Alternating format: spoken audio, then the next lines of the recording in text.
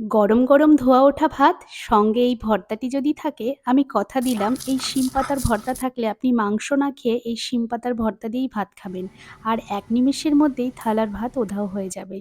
আমি এটা প্রথম তৈরি করলাম। শিলে বাটা এই শিম পাতার ভর্তা যে এত দুর্দান্ত হয় খেতে, তো ভাবলাম বন্ধুদের সঙ্গে শেয়ার করি। তাহলে কিভাবে বানালাম এই শিম পাতার ভর্তা? তাহলে চলুন। প্রথমে শিম পাতাগুলো নিয়েছি, খুব কচি কচি শিম পাতা। এগুলো ভালো করে পরিষ্কার করে জলে ধুয়ে রেখে দিতে হবে পাশে। সঙ্গে কড়াই গরম করে সামান্য তেলে কিছু পরিমাণ রসুন, পেঁয়াজ ও কাঁচা লঙ্কা এগুলিকে ভালো করে নেড়েচেড়ে একটু পোড়া পোড়া করে ভাজতে হবে। অনেকটা ভাজা যাবে না, কিন্তু পোড়া পোড়া করতে হবে।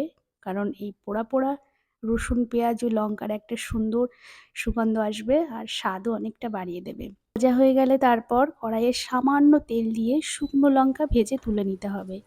শুকনো লঙ্কাটা ভালো করে ভেজে তুলে নেওয়ার পর সামান্য তেল দিয়ে কড়াইয়ে নিতে হবে কিছু পরিমাণ চিংড়ি মাছ। চিংড়ি মাছগুলোকে ভালো করে ভেজে তুলে নিতে হবে। তারপর সামান্য তেলে দিতে হবে শিম পাতাগুলো। শিম পাতাগুলো দেওয়ার পর সামান্য পরিমাণে লবণ, হলুদ এগুলো দিয়ে নেড়েচেড়ে ২ মিনিটের জন্য ঢাকা দিতে হবে। শাক থেকে জলটা শুকিয়ে গেলে, শাক নরম হয়ে গেলে রেখে দিতে হবে তুলে। এবার শিলে নিয়ে গিয়ে বাটার পালা।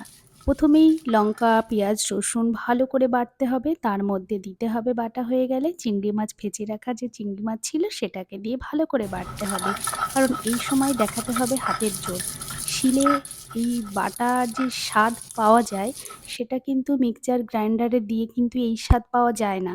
ভালো করে বেটে নিতে হবে। মাছ, পেঁয়াজ, রসুনের যে মণ্ডটা তৈরি হবে সেটা সাইডে রেখে দিয়ে পাতাগুলি এবার ভালো করে বাটতে হবে। পাতাগুলি ভালো করে বাটা হয়ে গেলে পেঁয়াজ, রসুন, লঙ্কা, মাছ যেটাকে বেটে রেখেছিলাম আর এই শিম পাতা বাটার সঙ্গে একসঙ্গে ভালো করে মিশিয়ে বেটে নিতে হবে।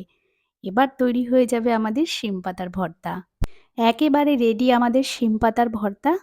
এবার সর্ষের তেল উপর থেকে ছড়িয়ে নিয়েই গরম ভাতের সঙ্গে একেবারে সুন্দর করে মেখে মুখে নিলেই যে স্বাদ, সে স্বাদ অন্য সব স্বাদকে হার মানাবে।